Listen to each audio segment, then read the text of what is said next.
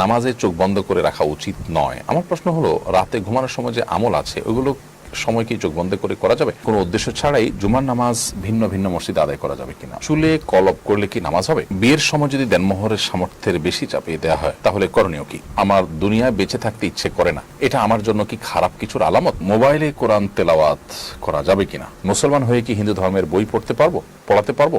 জুমার দিনের সবচেয়ে গুরুত্বপূর্ণ আমল কোনটি? বাসায় অ্যাকুরিয়ামে মাছ, খাঁচায় পাখি পালন করা যায় আছে কিনা? অনেকেই বলে দোকান বন্ধের সময়, সন্ধ্যার সময় শুরুতে বাকি দেওয়া যায় না। আমি এগুলো সম্পর্কে একটু পরিষ্কারভাবে জানতে চাচ্ছিলাম। নামাজ পড়তে গেলে মাথায় অনেক কিছু চলে আসে, এর থেকে রেহাই পাওয়ার উপায় কি? কাইফ সাইফ এর থেকে আপনি লিখেছেন, কোনো উদ্দেশ্য ছাড়াই জুমার নামাজ ভিন্ন ভিন্ন মসজিদে আদায় করা যাবে কিনা? অসুবিধা নেই, শখ করে যদি আপনি করেন, বিশেষ কোনো উদ্দেশ্য ছাড়া, জাস্ট আপনার ভালো লাগে এক মসজিদে এক এক সময় গেলেন, এক এক ইমাম সাহেবের বক্তব্য শুনলেন, এই সমস্ত উদ্দেশ্যে যদি আপনি এক এক মসজিদে যান সেটি নাজায়েজ কিংবা গুনাহ হবে না ইনশাআল্লাহ তাআলা। গার্লস পাওয়ার এর থেকে আপনি লিখেছেন, চুলে কলপ করলে কি নামাজ হবে? চুলে যদি আপনি কলপ করেন, ন্যাচারাল কলপ, এবং এটার কারণে আপনার আলাদা কোনো আবরণ চুলের উপরে সৃষ্টি না হয়, তাহলে সেক্ষেত্রে নামাজ হয়ে যাবে। বাট এটা করা, নিজের বয়সকে লুকোবার জন্য এটা করা ইসলাম শরীয়তের দৃষ্টিকোণ থেকে জায়েজ কাজ নয়। সেফাতুল ইসলাম শাহিনুর আপনি লিখেছেন, বিয়ের সময় যদি দেনমোহরের সামর্থ্যের বেশি চাপিয়ে দেওয়া হয় তাহলে করণীয় কি? আপনি সেটা গ্রহণ করবেন না, কারণ দেনমোহর আপনার সাধ্যের চাইতে বেশি চাপিয়ে দিলে আপনি সেটা মেনে নিতে বাধ্য নন। আপনি আপনার অপারগতার কথা, আপনার সীমাবদ্ধতার কথা জানাবেন এবং বিনয়ের সাথে আপনি দ্বিমত পোষণ করবেন। কিন্তু যদি আপনি মেনে নিয়ে থাকেন তাহলে সেটা আপনাকে পরিশোধ করতে হবে, অথবা নেগোসিয়েশন করে স্ত্রীর কাছ থেকে সেটি কমিয়ে, যদি তিনি উইলিংলি কমিয়ে দিতে দেন তাহলে সেটা আপনার জন্য জায়েজ হবে।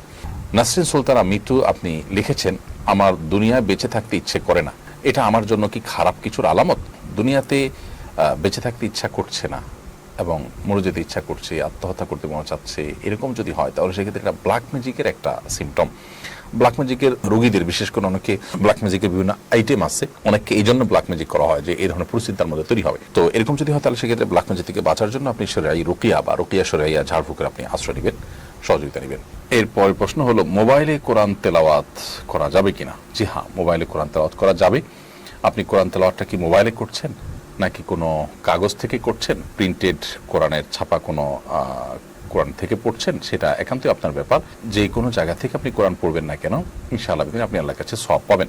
বরং মোবাইলের স্ক্রিন থেকে যদি আপনি টাচ করে কোরআন তেলাওয়াত করেন সেক্ষেত্রে ওযু না থাকলেও গুনাহ হবে না, যদিও ওযু করে কোরআন তেলাওয়াত করাটা সর্বাবস্থায় উত্তম, সেটি ভিন্ন বিষয়। বাট কোনো কারণে যদি আপনার ওযু না থাকে এবং আপনি টাচ মোবাইলে বা স্ক্রিন টাচ ডিভাইসে আপনি কোরআন তেলাওয়াত করেন, ইনশাআল্লাহ বিদিন আপনার নামাজ, সেই কোরআন তেলাওয়াত করা জায়েজ হবে। সৌরভী শেখ এডি থেকে লিখেছেন, মুসলমান হয়ে কি হিন্দু ধর্মের বই পড়াতে পারবো? না, মুসলমান হয়ে আপনি হিন্দু ধর্মের বই পড়াতে পারেন না। বিশেষ করে হিন্দু ধর্মের বই পড়ানো মানে হলো তাদের ধর্মীয় বিষয়গুলোকে শেখানো বাচ্চাকে এবং সেগুলো চর্চা করতে সহায়তা করা। একজন হিন্দু বা অন্য ধর্মাবলম্বী তার ধর্মের কাজ করবেন, সেটা তার স্বাধীনতা ইসলাম তাকে দিয়েছে এবং মুসলমানরা সেটা বিশ্বাস করেন, বিধায় সেটা তাকে করতে দিবেন।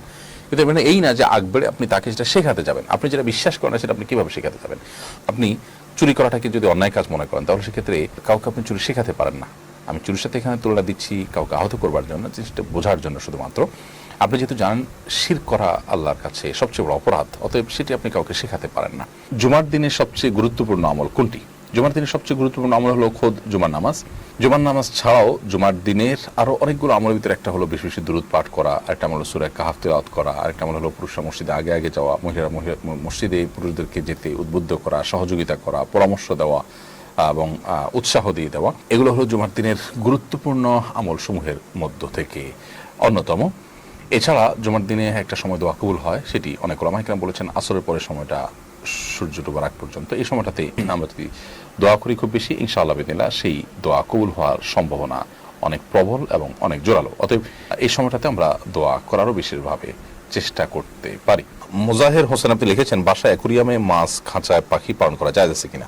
কিছু মাছ, কিছু পাখি এগুলো খাঁচায় পালনযোগ্য, বাইরে বরং সেগুলো যখন থাকবে তখন সেগুলো আসলে মারা যাবে বা নিজেকে আত্মরক্ষা করতে পারবে না। এরকম যদি হয় তাহলে সেগুলোকে অ্যাকুরিয়ামে এবং খাঁচায় পালন করা যায় আছে। আর যেগুলো বাইরে চড়ে পুড়ে থাকতেই তারা স্বাচ্ছন্দ্য বোধ করে, বরং খাঁচা তাদের কষ্ট হয়, তাহলে সেক্ষেত্রে এটা করা অনুচিত হবে। আর যদি আপনার এগুলোকে খাঁচায় রেখে আপনি খাবার ইত্যাদি না দিয়ে কষ্ট দেন তাহলে সেক্ষেত্রে সেটি পৃথকভাবে তাদেরকে, এতে যদি তাদের মৃত্যু হয় তাহলে সেক্ষেত্রে অন্যভাবে এগুলোকে হত্যা করার দায়ে আপনি অপরাধী হতে পারেন। এর কারণে পূর্বের যুগের একজন নারী জাহান্নামেও গিয়েছেন একটি বিড়ালকে বেঁধে রেখে খাবার টাবার না দেওয়ার কারণে। সে বিষয়টি বিভিন্ন হাদিসে বর্ণিত হয়েছে, আমরা অনেকেই জানি। সাইদা মারিয়ারি থেকে লিখেছেন, আমি গীবত থেকে বাঁচার অনেক চেষ্টা করি, কিন্তু কোনো না কোনো কারণে গীবত হয়ে যাচ্ছে। গীবত হয়ে যাওয়ার পর খারাপ লাগে, কি কারণে, কি করলে এর থেকে বাঁচতে পারবো?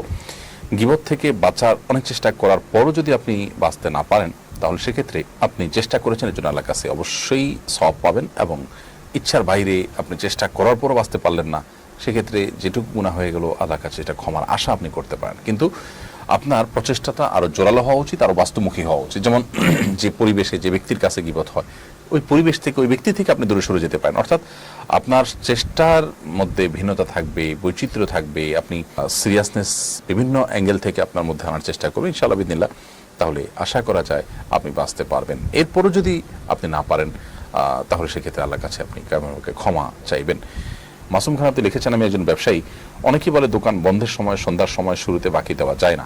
আমি এগুলো সম্পর্কে একটু পরিষ্কারভাবে জানতে চাচ্ছিলাম। ভাই মাসুম, দোকান বন্ধ করার সময়, খোলার সময়, সন্ধ্যার সময়, এই সময়গুলোতে বাকি দিলে বা টাকা ভাঙতে দিলে অকল্যাণ হবে, এটি শিরকপূর্ণ বিশ্বাস। এটা ইমানদারের ইমানের জন্য ক্ষতিকর বিশ্বাস। একজন ইমানদার মনে করবেন যে তার লাভ ক্ষতির একমাত্র মালিক আল্লাহ সুবহানাহু ওয়া তাআলা। আমি সন্ধ্যার সময় বাকি দিলে আমার লাভ হবে বা ক্ষতি হবে, এরকমটি মনে করা এটা ভুল, এবং এটা আমার ইমানের সাথে অসঙ্গতিপূর্ণ। বিধায় এই সময়গুলোতে আপনি বাকি দিতে পারেন, আপনি ভাঙতি দিতে পারেন, এতে আপনার কোনো অকল্যাণ হবে না। যদি কোনো কারণে ওই দিন আপনার বেচাকেনা কম হয় বা কোনো ক্ষতি হয়, তাহলে এটা এই কারণে না, সেটা ভিন্ন কোনো কারণে, বিষয়টা সম্পূর্ণই কাকতালীয়। বিধায় এই ধরনের শিরকপূর্ণ বিশ্বাস বা ইমানের সাথে অসঙ্গতিপূর্ণ বিশ্বাস আমাদের মধ্যে থাকতে পারবে না। রাজু আহমেদ আপনি লিখেছেন, নামাজ পড়তে গেলে মাথায় অনেক কিছু চলে আসে, এর থেকে রেহাই পাওয়ার উপায় কি? দেখুন, এটার জন্য নামাজের আগে যথেষ্ট আগে থেকে প্রস্তুতি নিয়ে বসা, এবং নামাজের আগে মনোযোগ নষ্ট হতে পারে সেরকম কাজগুলো থেকে বেঁচে থাকা, মোবাইল টিপি বন্ধ করা, এ থেকে সুন্নত ইত্যাদি আয়োজন যে আছে, এটা নামাজের মূল নামাজটা যাতে সুন্দর হয় সেজন্যই করা হয়েছে। আমরা তো অনেক সময় দেখা যায় যে দুনিয়ার চিন্তা করতে করতে হঠাৎ করে নামাজে দাঁড়াই। আল্লাহ আমাকে আপনাকে সবাইকে মাফ করুন, এই ভুলগুলোতে আমাদের বেরিয়ে আসা উচিত। সেই সাথে আমরা নামাজে কি পড়ছি সেগুলো অর্থ বুঝে পড়া এবং ধীরস্থিরতার সাথে নামাজ পড়া, এটা নামাজে অন্য মনস্ক হওয়া থেকে বাঁচার অনেক বড় একটা উপায়। যে পরিপূর্ণ মনোযোগ আসা ছাড়া আমি একটা রকম থেকে দাঁড়ান থেকে রুকুতে, রুকু থেকে দাঁড়ানো, আবার দাঁড়ান থেকে সিজদায় যাওয়া, আবার সিজদা থেকে উঠা, একটা থেকে আরেকটা আমি যাবো না পরিপূর্ণ মনোযোগ আসা ছাড়া। এরকম দৃঢ় চেতা যদি হই আমরা, তাহলে সেক্ষেত্রে ইনশাআল্লাহ বিদিনিল্লাহ মনোযোগ ধরে রাখা সম্ভব হবে, কোনো অন্য বিষয় মাথায় আসবে না। মনি তাবাসসুম লিখেছেন, আপনি এক অনুষ্ঠানে বলেছিলেন নামাজে চোখ বন্ধ করে রাখা উচিত নয়। আমার প্রশ্ন হলো, রাতে ঘুমানোর সময় যে আমল আছে, ওইগুলো সময় কি চোখ বন্ধ করে করা যাবে? চোখ বন্ধ করে দোয়া, দুরূদ, জিকির, আজকার করা যাবে, রাতে শোয়ার সময় আমলগুলোও করা যাবে। এমনকি নামাজের মধ্যে সাধারণভাবে কখনোই চোখ বন্ধ করা উচিত নয়, আমরা ব্যাপারটি এইভাবে বলিনি। আমার মনে আপনার বুঝতে ভুল হয়েছে। নামাজের মধ্যে সাধারণভাবে স্বাভাবিকভাবে চোখ স্বাভাবিক রাখবেন, এটাই নবী সাল্লাল্লাহু আলাইহি ওয়াসাল্লাম থেকে এর বাইরে কোনো কিছু প্রমাণিত নয়। অর্থাৎ স্বাভাবিক অন্য কিছুর মতো চোখের চাহনিটা স্বাভাবিকই থাকবে। তবে অতিরিক্ত মনোসংযোগ তৈরি করবার জন্য কারো যদি মনোযোগ বৃদ্ধি হয় চোখ বন্ধ করলে, তাহলে তিনি চোখ বন্ধ করতে পারেন, অপশনটা আছে। এবং সাধারণ অবস্থাতে তিনি চোখ খোলা রাখবেন, স্বাভাবিক রাখবেন। তো চোখ বন্ধ করা নাজায়েজ নয়। তবে রাতে ঘুমানোর সময় বা অন্য কোনো সময় আপনি দোয়া, দুরূদ, জিকির, আজকার করতে চাইলে চোখ বন্ধ করে কিন্তু আপনি ঘুমাতে পারবেন।